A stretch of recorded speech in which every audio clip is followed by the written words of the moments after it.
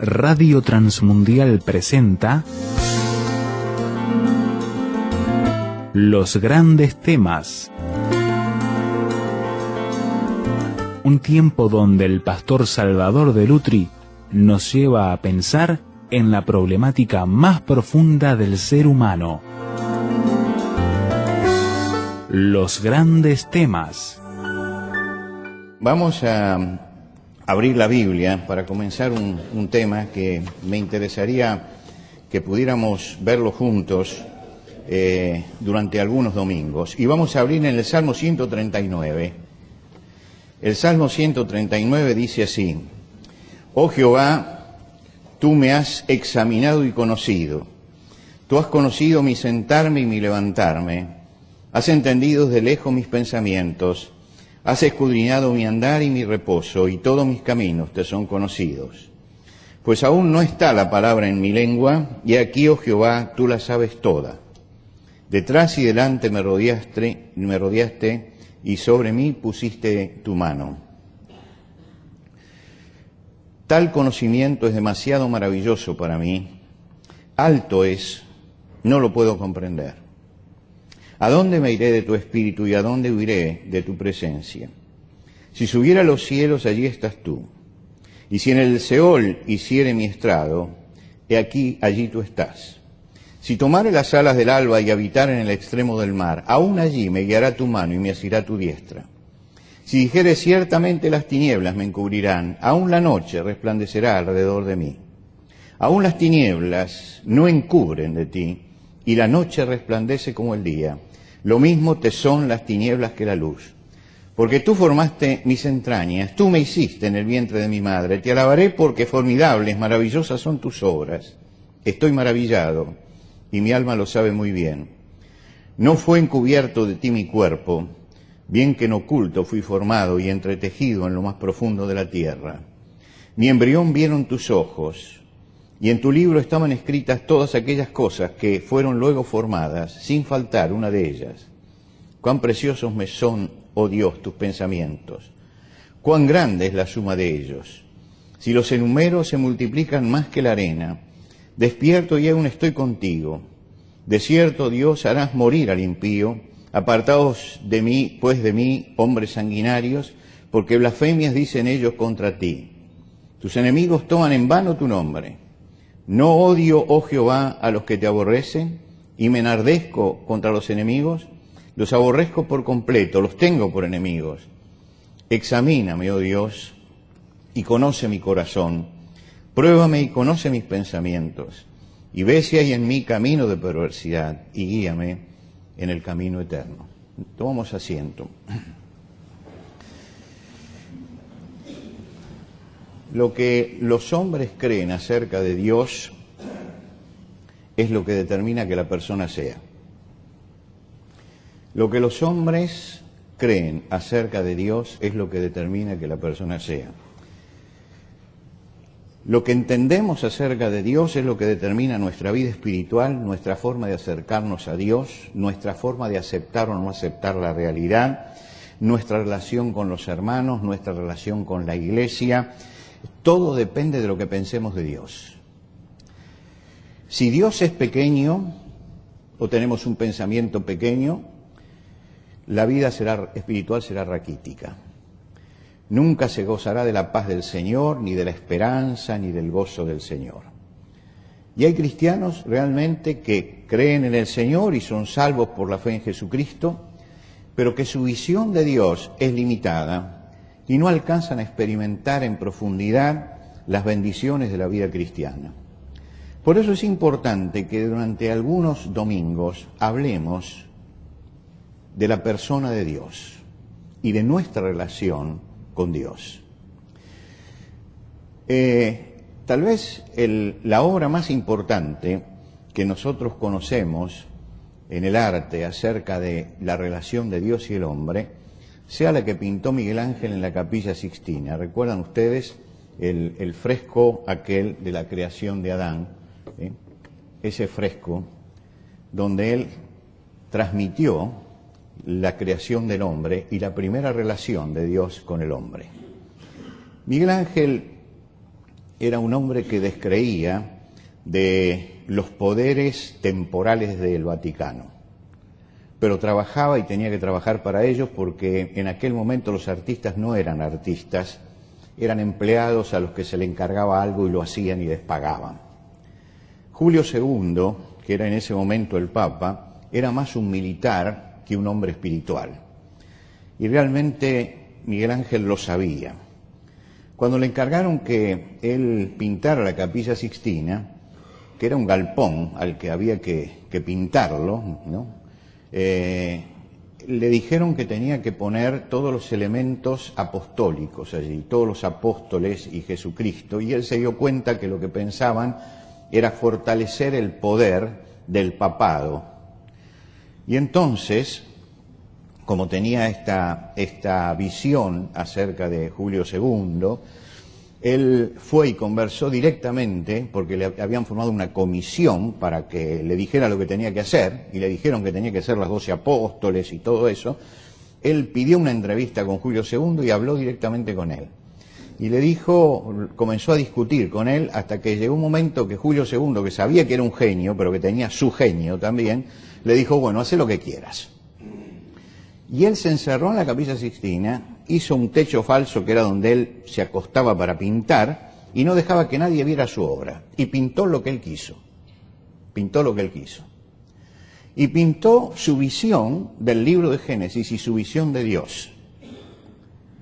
Todo el techo habla de la creación de Dios y habla de lo que menciona el libro de Génesis.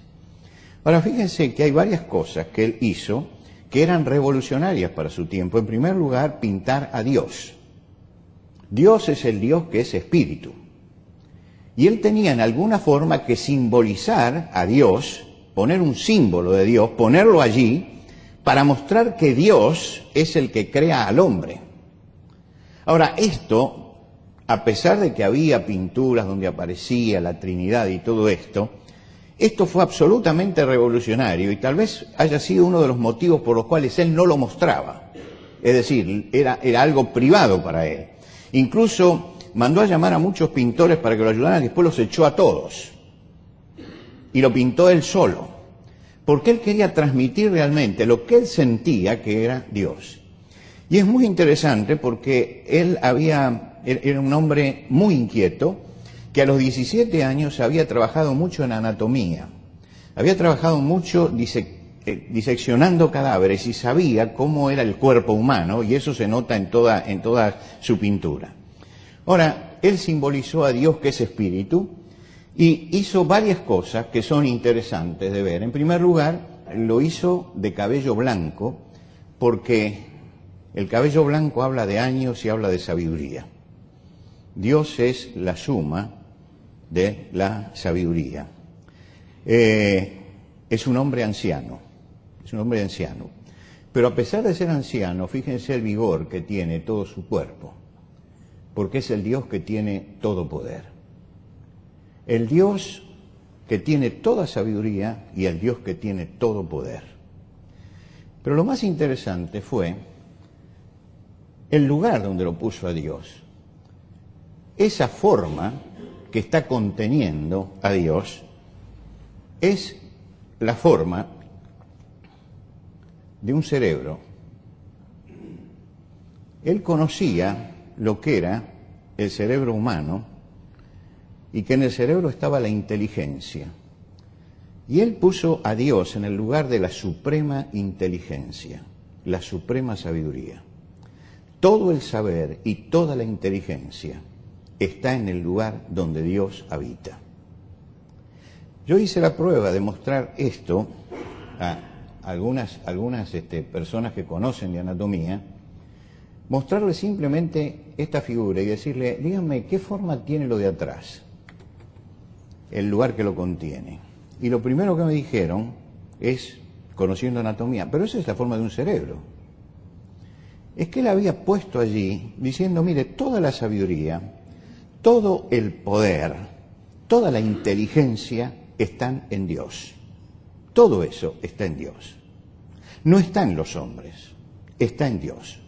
Dios es el Todopoderoso, es el que todo lo sabe, es el que todo lo gobierna, es el que tiene suprema inteligencia. Y frente a Dios está el hombre. Y fíjense que lo más famoso de este cuadro, y que se ha reproducido muchas veces, es justamente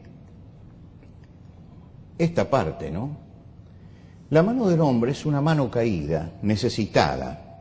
Es como si no tuviera poder. La mano de Dios es una mano poderosa que le está dando todo poder. Es muy interesante estudiar la concepción de Dios que tenía Miguel Ángel y que la tuvo durante toda su vida. Era el hombre dependiendo absolutamente de Dios, pero no dependiendo solamente porque le da la vida, sino dependiendo porque en Él está la inteligencia, en Él está la sabiduría, en Él está el conocimiento y en Él está el poder. Todo está encerrado en la persona de Dios. Y Dios acerca su dedo poderoso, acerca el dedo poderoso, y hace que el hombre pueda vivir. ¿Por qué estamos nosotros esta mañana aquí? Porque el dedo de Dios nos concedió la vida en el día de hoy. Y no estoy diciendo nos concedió la vida cuando nacimos, estoy diciendo que cada día, el dedo de Dios es el que nos da vida. El apóstol Pablo dice, en Él vivimos y nos movemos y somos. Es decir, que el dedo de Dios está sobre nosotros y es el que nos da la vida. Por supuesto que el primer acercamiento que nosotros hacemos a Dios, el primer acercamiento, yo recuerdo la primera vez que agarré un libro de teología para comenzar a estudiar teología. Después leí muchísimos libros, pero el primer capítulo dice Dios. Y entonces yo tenía una teología muy importante, y cuando terminé el primer capítulo y digo, bueno, ya sé todo acerca de Dios. La vida me mostró que todavía no sé nada acerca de Dios, ¿no es cierto? No sé nada. ¿Por qué? Porque cuando yo tomo un libro y me empiezan a hablar de Dios, nos acercamos a Dios como si fuera un objeto. Martin Buber, que fue un filósofo judío, austríaco judío, él habla del acercamiento de los hombres y dice que la primera relación que nosotros tenemos con el prójimo es la relación de un objeto. Miramos al otro como un objeto, no como un sujeto. Lo miramos, lo analizamos, vemos cómo se viste, los rasgos que tiene, cómo habla, y vamos haciendo una radiografía de eso. Pero para nosotros lo primero es un objeto, recién después pasa a ser un sujeto. Y yo siento que cuando leo hoy un libro de teología, casi siempre salteo el primer capítulo referido a Dios. ¿Por qué? Porque realmente uno se da cuenta que es el trabajo del entomólogo, ¿no? El entomólogo agarra los bichitos y los saca y dice, la patita es así, la alita es así, los ojos son así, ¿no? Pero realmente lo que es la vida no está allí. Dios es mucho más grande que las palabras con las que los definimos. La primera cosa que se enseña acerca de Dios es que Dios es omnipotente, omnisciente, omnipresente. Quiere decir que todo lo sabe, que está en todo lugar y que todo lo puede. Nosotros creemos que cuando tenemos ya estas tres palabras y conocemos estas tres palabras, ya entendemos lo que es Dios. San Agustín dijo, Dios no es lo que usted se imagina que es, o lo que usted cree que entiende. Si usted lo entiende a Dios es porque se ha equivocado, ha fallado. Porque Dios está más allá de nuestro conocimiento y de nuestro pensamiento, y más allá de lo que nosotros somos. Quedan muchas preguntas acerca del conocimiento de Dios. ¿Cómo puede un hombre cuya mente está ligada, nuestra mente está ligada a lo material, que nos cuesta tanto el pensamiento abstracto, cómo puede captar a un Dios que es espíritu? ¿Cómo puede captarlo? Cuando uno lee la Biblia se da cuenta que los autores de la Biblia para hablar de Dios recurren a figuras que tengan que ver con lo que nosotros conocemos. Se habla del brazo de Dios, que bajo tus alas se cubrirá, que la mirada y los ojos de Dios. Pero todos sabemos que Dios no tiene ni brazos, ni alas, ni ojos, porque Dios es espíritu. Pero se necesita para el ser humano traerlo al universo de lo visible para que podamos comprender algo acerca de lo que es Dios.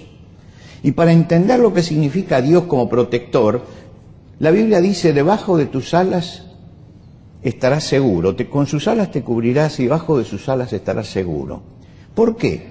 Porque nos está diciendo que así como nosotros vemos que las aves cubren a sus polluelos para protegerlos, así Dios protege nuestra vida.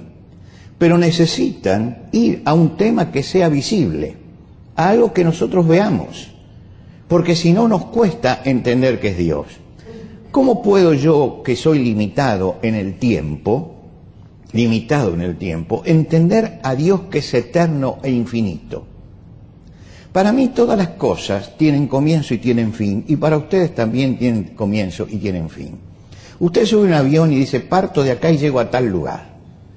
Y entonces veo un camino y digo, ¿dónde termina?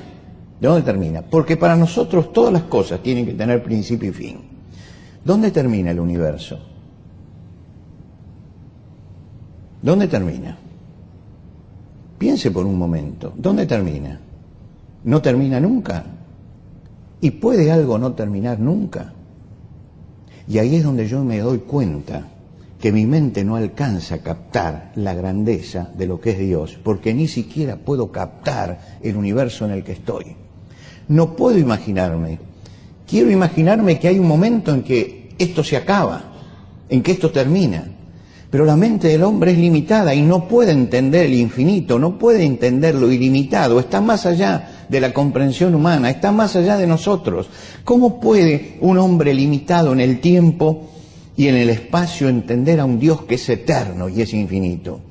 ¿Cómo puede un hombre que es imperfecto y pecador entender lo santo, la santidad de Dios? Quiero decir que cuando uno dice, yo ya entiendo a Dios, omnipotente, omnisciente, omnipresente, es un necio. Porque nos pasamos toda la vida y no llegamos a entender la profundidad de la sabiduría, del poder y de la grandeza del Dios al que estamos adorando.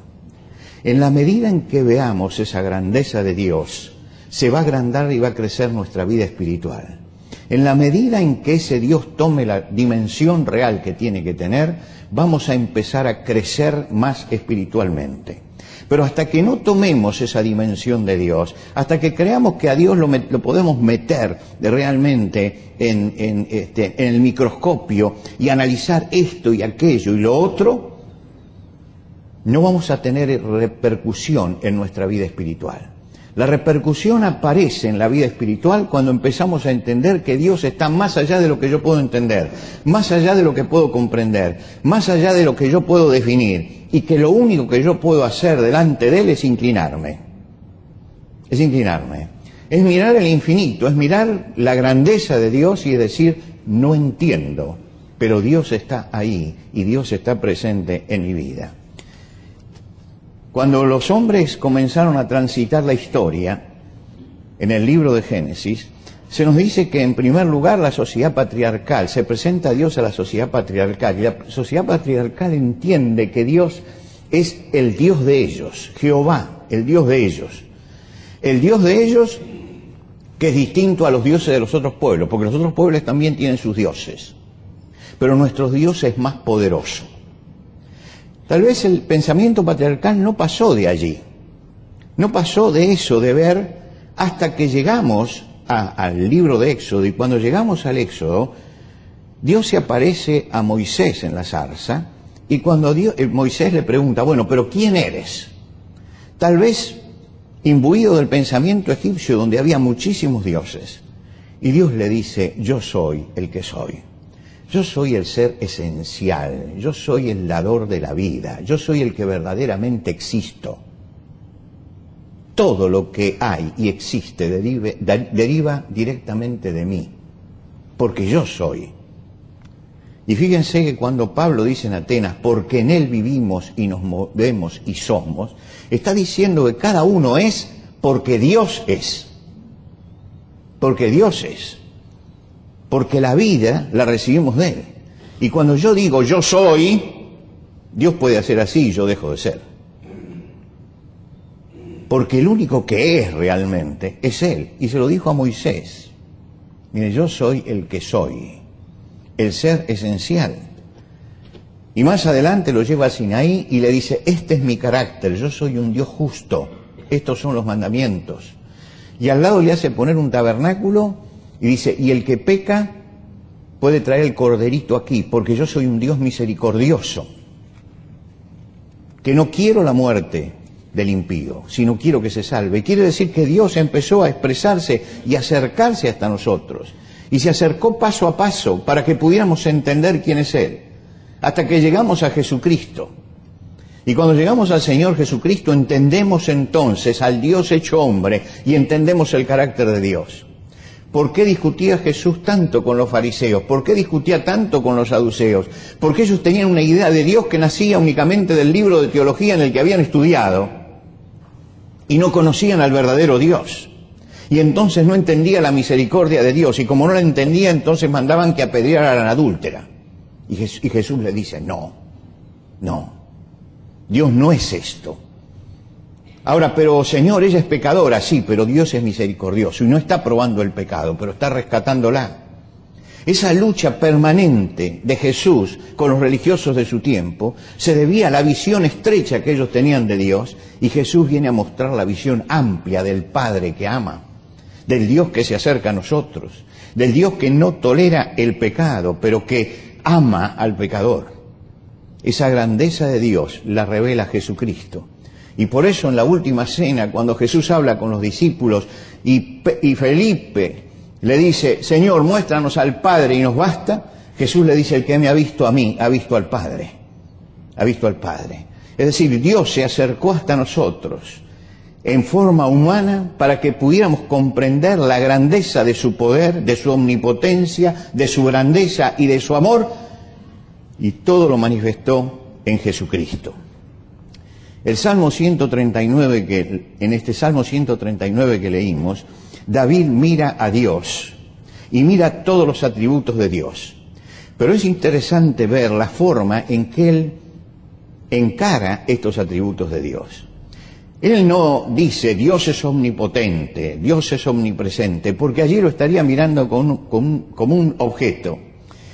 David mira a Dios en su relación personal, el yo-tú, comprendiendo quién es quién, qué lugar le corresponde a cada uno. Y el Salmo comienza con el tú en relación a mí y termina con yo en relación contigo. Es decir, es toda una parábola el Salmo, que comienza a analizar a Dios y termina hablando de la relación con Él. David ve al Dios omnisciente que todo lo sabe, pero él no teoriza sobre eso. No dice, Dios debe conocer toda la física cuántica y debe conocer todas esas cosas que son tan extrañas al hombre común. Él dice, Señor, tú me has examinado y conocido. Me has conocido. Y para mí la omnisciencia de Dios es eso, es la conclusión práctica. Si Dios conoce todas las cosas, ¿qué es lo que me interesa a mí? Que Dios me ha conocido, me conoce, y conoce íntimamente quién soy. Más de lo que yo mismo me conozco, me conoce Dios. Más de lo que yo mismo me conozco, me conoce Dios. David se había dado cuenta de eso, por eso al final del Salmo dice, Señor, examíname y ve si hay en mí camino de perversidad, como diciendo, hasta a mí se me puede escapar el conocimiento propio de mi propia vida. Necesito de la presencia de Dios para que me revele esto. David lo ve como el Dios omnisciente, que puede examinarme y conocerme. Lo demás es teoría. Lo más importante de la omnisciencia de Dios es que Él me puede conocer a mí íntimamente. Dios es el Dios omnipotente, ¿a dónde me iré de tu espíritu? ¿A dónde huiré de tu presencia? David no se refiere a sí mismo, no es que él quiere huir de Dios. Él hace una hipótesis diciendo, si yo me quisiera escapar, ¿dónde me escaparía? Vertical. Dice, si subo a los cielos, pues estás tú. Pero si bajo al sepulcro, al lugar de los muertos, allí también tú estás. Y si tomar las alas del alba, es decir, si viajara a la velocidad de la luz, Y me iré al extremo del mar, aún allí me va a tomar tu mano. Es decir, esas grandes hipótesis que muestra ese Dios todopoderoso que llega a todas partes porque está en todas partes y del cual no puedo escaparme. Y después trae otra hipótesis y dice, si dijere ciertamente las tinieblas me encubrirán, me meto en el lugar oscuro para que no me veas, dice, lo mismo te son la luz que las tinieblas, igual me vas a ver, igual me vas a ver. ¿Y cuál es la conclusión que saca David acá? En el medioevo, cuando pensaban esto, levantaban el ojo de Dios y decían, cuidado que Dios te está viendo, cuidado que Dios te está viendo. David saca otra conclusión, que es una conclusión diferente. El ojo de Dios es la certeza de que Él está conmigo siempre para ayudarme, esté donde esté. Esto es distinto, ¿se da cuenta? Una cosa es plantear a Dios mirando y diciendo cuidado, cuidado, cuidado permanentemente. Y otro es decir, Dios está allí donde yo esté, está conmigo. Y su mano me alcanza donde yo esté. Esté yo subiendo a las alturas o bajando a las profundidades, yendo a un extremo de la tierra o a otro extremo de la tierra, allí siempre el Señor está conmigo, guiándome y bendiciéndome. Porque la presencia de Dios no tiene límites. Donde yo estoy, Él siempre está también.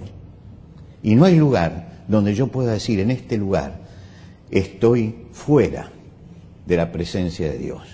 La presencia de Dios es total. Y vio, por supuesto, también al Dios omnipotente.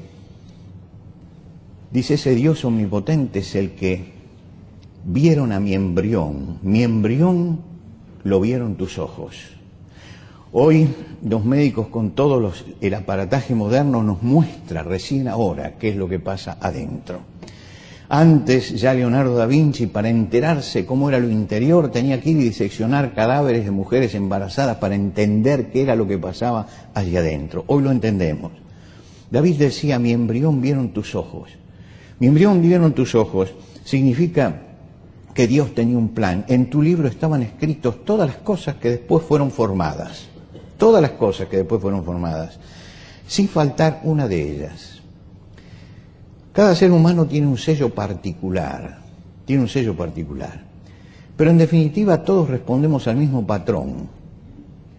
Todos respondemos al mismo patrón. Tenemos 2 ojos, una nariz, una boca, un corazón, 2 riñones, 2 pulmones. Todos respondemos al mismo patrón. Pero Dios hace que cada uno, a pesar de responder físicamente al mismo patrón, cada uno de nosotros sea diferente, absolutamente diferente, único. Y David dice, eso es justamente la omnipotencia de Dios, que Él puede manifestarse en mí y que puede mostrarse en mí, porque desde que nací Él puso su sello distintivo. Mi embrión vieron tus ojos, Dios estaba mirando eso. Y se cumplió todo el proceso de la gestación de acuerdo a lo que estaba escrito en los libros de Dios. Pero tiene un sello particular, porque cada ser humano tiene un propósito distinto de Dios, un propósito diferente. Por eso en el Salmo 138, un salmo anterior, dice, el Señor cumplirá su propósito en mí. Cada uno tiene un propósito en la vida. Este Dios grande,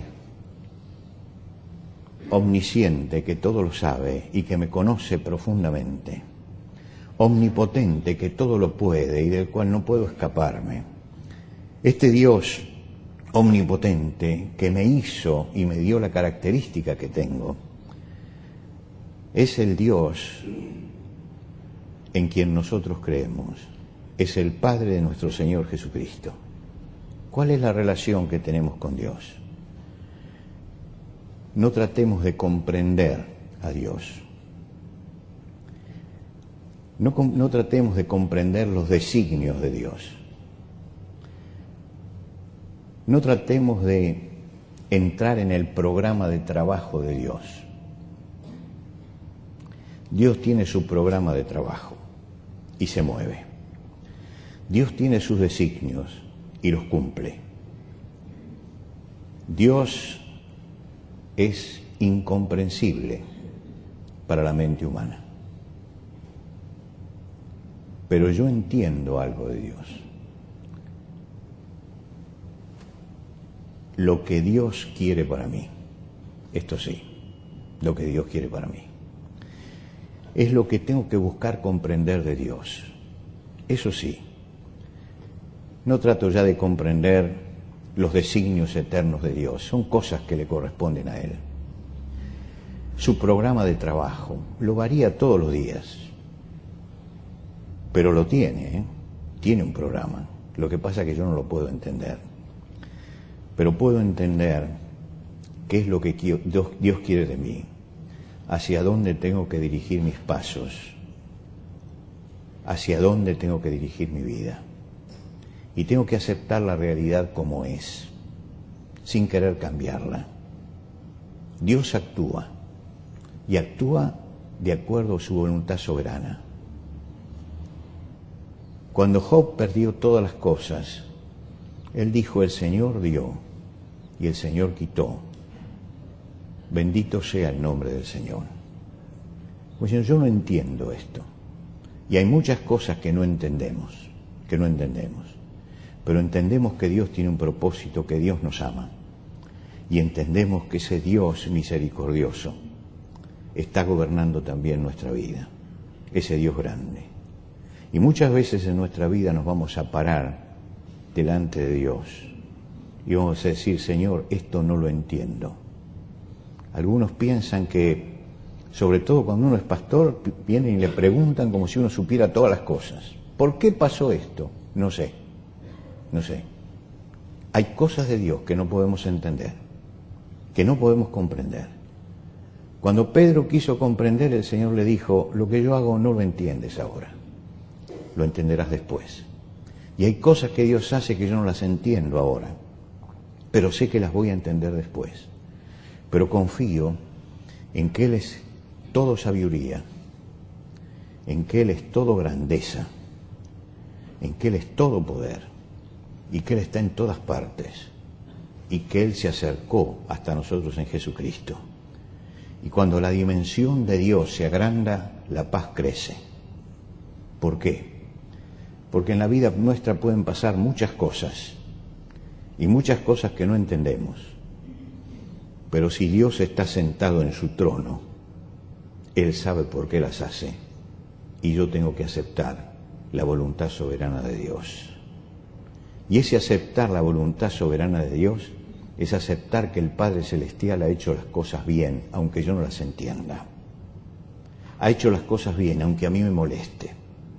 Ha hecho las cosas bien, porque Él es un Padre que nos está amando. Y Él sabe por qué hace cada cosa. Y entonces, frente a los avatares que tiene la vida, frente a los problemas que tiene la vida, la paz en nuestro corazón crece cuando Dios toma la dimensión que debe tener. La esperanza se agranda en la medida en que Dios que creamos sea un Dios grande. Y el gozo se multiplica en la medida en que entendamos que ese Dios al que yo no puedo comprender en su totalidad y en su grandeza, sin embargo me ha dejado escrito una cantidad de cosas que yo puedo entender para que yo las haga y para que yo aprenda a confiar en Él. ¿Por qué? Porque Dios está allí en los cielos y yo estoy sobre la tierra. Y como dice Salomón en Eclesiastés, por tanto sean pocas tus palabras, medí la lengua. Estaba leyendo a un viejo cristiano, uno de esos sabios, como Tozer, que se han publicado algunas cosas acá, que hablaban acerca de Dios. Y él decía: hay un momento en la vida que siempre pasa en la vida del cristiano, que levanta el puño y dice: ¿pero por qué, Señor? Siempre aparece ese momento. Dice: pero a medida que pasan los años, el puño se va abriendo y se va bajando, porque entendemos que Dios tiene sus planes y Dios tiene su sabiduría.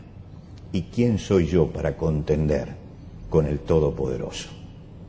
Ese Dios todopoderoso que nos ama, que mandó a Jesucristo, que nos dio esperanza, que nos dio gozo, que nos dio paz. Ese Dios es un Dios grande, está más allá de lo que yo puedo captar. La grandeza de su salvación y de su redención está más allá de lo humano, y es el Dios a quien nosotros adoramos. Y nos hemos reunido hoy aquí para cantarle a ese Dios y para adorar al Dios eterno y Padre de nuestro Señor Jesucristo. Señor, llegamos con humildad a la presencia tuya, porque nos hemos asomado al borde de tu manto. Intuimos, Señor, tu grandeza y tu majestad, y sabemos que nuestra vida espiritual depende de la forma en que comprendamos la relación que tenemos contigo. Señor, ayúdanos a aceptar tu voluntad, sea cual sea, cuando nos resulta agradable y cuando no nos resulta agradable, cuando nos das y cuando nos quitas, cuando nos colmas de bendiciones y cuando nos mandas pruebas.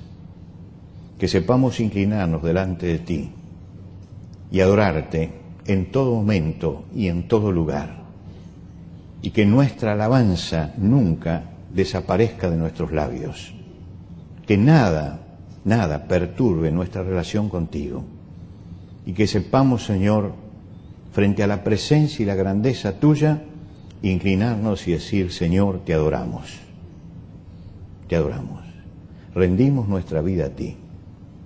Señor, manifiéstate en nosotros y ayúdanos a hacer tu voluntad. Señor, al terminar esta mañana, te rogamos que la gracia tuya obre en nuestros corazones para que todo lo que hemos reflexionado nos sirva para crecer espiritualmente y para llevarnos un poco más cerca de ti. Recibe, Señor, la adoración de todo tu pueblo.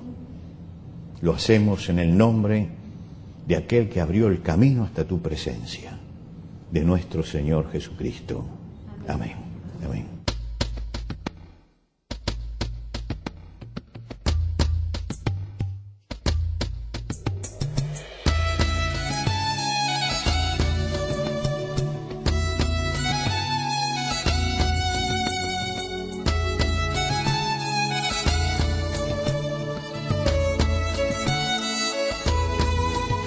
Antes de finalizar los grandes temas del día de hoy, les queremos dar los canales de comunicación donde usted puede entrar en contacto con el Pastor Salvador de Lutry.